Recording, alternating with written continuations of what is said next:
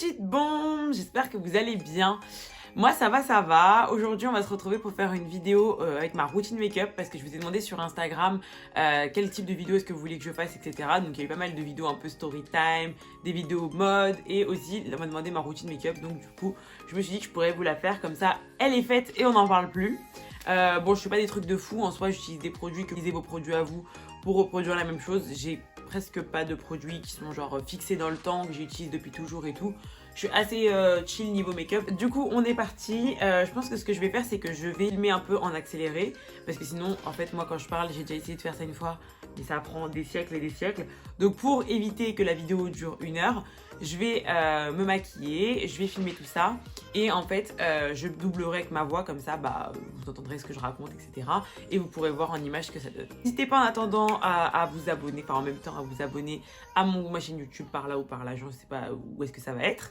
Et à me suivre sur Instagram, là je vais essayer de le mettre là, pour que vous puissiez suivre un petit peu ce que je raconte là-bas, parce qu'en soi il se passe beaucoup de choses sur Instagram, parce que c'est le premier réseau social où je suis, la plus active en tout cas. Après TikTok, j'avoue TikTok j'ai créé avant Insta, mais bon, je suis très présente sur Instagram pour le son réel, et on passe au son doublé. Et du coup là c'est la Tania du montage qui vous parle. Du coup je vais commenter un petit peu tout ce que je fabrique. Donc première chose que je fais moi pour me maquiller, c'est que je m'attache systématiquement les cheveux. Franchement si je m'attache pas les cheveux, j'ai l'impression de me foutre du fond de teint et plein de trucs dans les tifs. Donc je préfère toujours attacher mes cheveux. Et ensuite j'applique du toner de chez Pixi. Franchement j'aime trop. Je mets depuis très peu de temps des toners, mais j'adore, je trouve que ça rafraîchit. Je sais pas, ça commence à préparer ma peau au maquillage, j'aime bien. Ensuite, j'utilise un sérum que j'ai eu dans le calendrier de l'Avent Sephora. Vous allez voir qu'il y a quelques produits que j'utilise qui viennent de ce calendrier de l'Avent.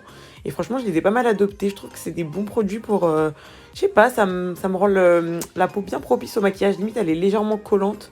Enfin, je trouve ça top. Et ensuite, j'ai reçu aussi un colis de chez Caudalie. Grâce à mon agence, donc merci beaucoup. Et là, je suis en train de tester. Franchement, c'est genre la 3e fois que j'utilise le sérum, donc... En soi, j'ai pas trop d'avis dessus. Je trouve juste qu'il hydrate assez bien pour la petite quantité que je mets. Et l'odeur est cool et c'est assez liquide. Et voilà, bon, rien de ouf. Je vous en dirai plus des nouvelles après. Là, ce que vous venez de voir, c'est mon rouge à lèvres fétiche. C'est un Suède de chez NYX. J'espère qu'ils le font encore. Ça fait longtemps que j'ai pas été chez NYX. Mais franchement, ce rouge à lèvres, je l'adore parce qu'il me permet de me faire à la fois ma base à paupières et à la fois un nude parfait pour ma bouche. Donc vraiment, je l'aime d'amour. Donc ce que je fais, c'est que je l'applique partout en petite quantité sur mes paupières et je viens supprimer l'excédent.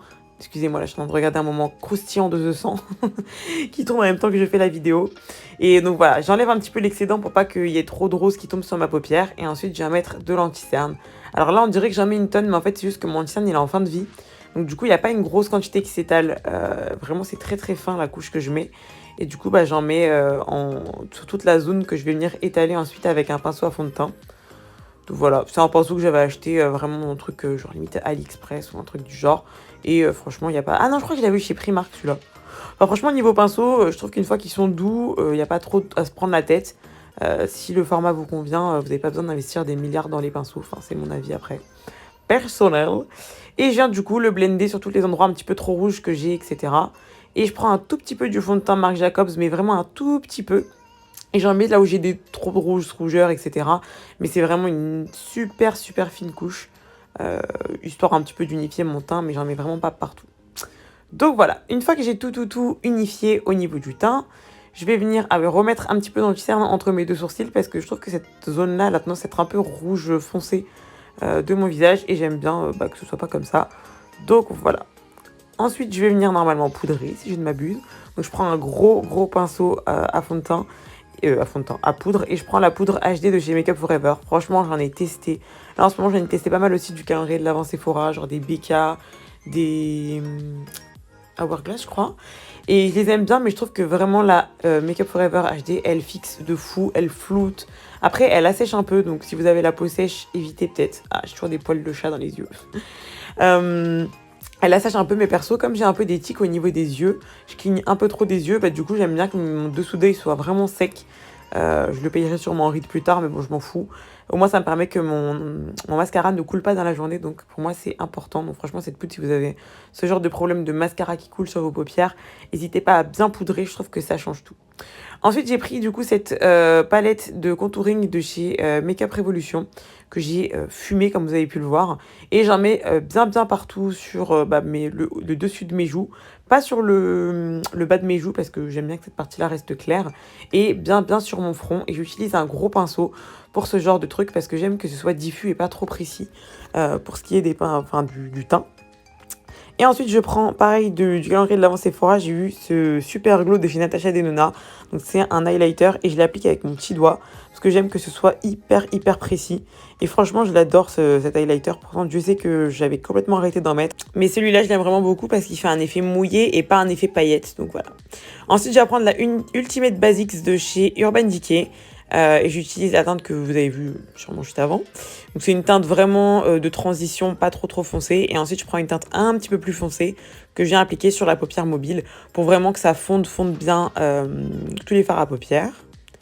Donc voilà, rien de très voyant. Donc ça c'est vraiment pour mon maquillage de base. Mais des fois en fait j'aime bien, voilà, comme là je viens de faire, prendre des teintes un petit peu plus foncées. Juste pour mettre sur le coin externe, un petit peu comme si je faisais un liner très fumé à l'extérieur et après rajouter un peu de liner. Et je fais très attention à ce que ça tombe pas en dessous de la ligne de mes cils parce que sinon je trouve que ça me fait des yeux un peu Snoopy et j'aime bien avoir les yeux plutôt liftés vers l'avant. Je sais pas ce qui se passait dans la série mais ça m'obsédait quoi. Ensuite je prends mon liner de chez Kiko. Franchement c'est un basique, il est très bien, il tient bien dans la journée. Il est assez précis je trouve pour faire des trucs corrects et il est pas cher donc je l'adore. Et je viens faire un liner, voilà, que je remonte assez bien. Et moi, perso, mon liner, je le vais pas tout le temps. Enfin, c'est même très rare que je fasse toute ma paupière avec. Je fais que les coins externes. Parce que je trouve que sinon, en fait, on voit moins ma ligne de cils. Et ensuite, je fais sécher. Vous connaissez la galère quand le liner vient s'imprimer sur la paupière du dessus. Ça me saoule. Donc, je fais très attention parce que ça m'arrive pas. Ensuite, je prends mon highlighter, encore une fois, de chez Natasha Denona. Et j'en mets avec mon petit doigt dans le coin interne de mes yeux. Et ensuite, qu'est-ce que je fabrique? Ah oui, donc là, ça va être l'étape mascara. Et en fait, je teste un nouveau mascara. Donc, en fait, je vais comparer mon mascara préféré et un autre mascara. Donc, c'est le Pat McGrath Lab Fetish Eye Mascara versus mon Jamais Maybelline.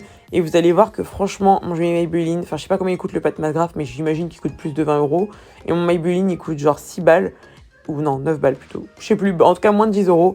Et vraiment, vous voyez, à la fin, je finis même par en rajouter sur le Pat McGrath parce que vraiment, il me fait des cils beaucoup mieux, mon Jamais Maybelline. Donc voilà, je l'aime d'amour. Et en plus, il coule pas et tout dans la journée. Donc vraiment, c'est mon bae. Mais franchement, j'avoue que niveau volume, c'est pas mon préféré. Mais dans l'ensemble, franchement, il fait vraiment le taf. Qu'est-ce que je cherche là? Qu'est-ce que je fabrique? Ah, est-ce que j'ai fini par trouver? Ah oui, donc là j'ai taillé carrément mon crayon. C'est hyper important d'avoir des crayons un minimum taillés quand vous voulez faire vos sourcils pour pas que ce soit trop mal fait quoi. Et j'en mets juste dans les endroits où j'ai des espèces de petits trous. Et en fait après je viens remonter la matière, enfin l'étaler en frottant avec la petite brosse. Et moi je préfère dessiner la ligne du dessous et faire remonter le crayon plutôt que de dessiner tout mon sourcil parce que je trouve que ça fait plus naturel. Et souvent, vous me demandez pourquoi je ne maquille pas mes sourcils, etc. En fait, je les maquille, mais j'aime qu'on croit que mes sourcils ne sont pas maquillés. Ouais, je suis un peu bizarre. Enfin bref. Ensuite, du coup, j'utilise rebelote mon rouge à lèvres fétiche de chez NYX, donc le Suède. Je crois que c'est la teinte numéro 4. Je vous mettrai tout ça en description au cas où. Et je vais en mettre que sur le contour de ma bouche, pas à l'intérieur. Et voilà pour le make-up. Bon voilà, c'est vraiment pas quelque chose de très compliqué. Après, il faut savoir que tout ce qui est genre liner, le fumé, je le fais pas tout le temps. Ça dépend de si j'ai vraiment le temps ou pas. Des fois même, pour tout ce qui est fard à paupières, je m'arrête juste des fois à mettre mon rouge à lèvres sur la paupière et je poudre. Et en vrai, ça me permet de faire une sorte de base à paupières un peu rosée. Franchement, ça fait le taf. Après, ça dépend de si j'ai plus ou moins envie de maquiller. Mais ça, on va dire, c'est mon make-up quand j'ai le temps et classique. Genre quand je me prends pas la tête, comme ça je me dis ce maquillage là il va avec toutes les tenues. Et voilà, donc du coup c'est vraiment ma routine on va dire habituelle. Donc je m'approche pour que vous la voyez bien une dernière fois. Donc voilà, après voilà, je suis pas une professionnelle, mais ça fait hyper longtemps que je me maquille. Donc ça c'est genre les gestes basiques que je maîtrise assez bien et que je trouve qu'ils vont bien avec ma gueule. Donc voilà, bah écoutez, j'espère que la vidéo vous aura plu, que vous aurez appris des petites astuces par-ci par-là. Et voilà, que ça vous aura diverti. On se retrouve très vite parce que là je vais poster juste après, enfin je vais filmer juste après une vidéo où je vais faire une story time. Je pense, je vais regarder en fonction des votes sur Instagram, mais sur un de mes pires dates ou un de mes dates.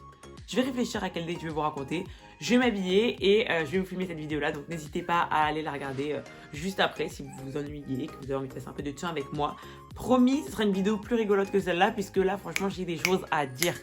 Voilà, en tout cas, merci d'avoir regardé la vidéo. Je vous mets mon Instagram juste ici. Et voilà, si vous avez envie de me rejoindre là-bas, n'hésitez pas. Et je vous fais des gros bisous. N'hésitez pas à vous abonner. Je vous aime.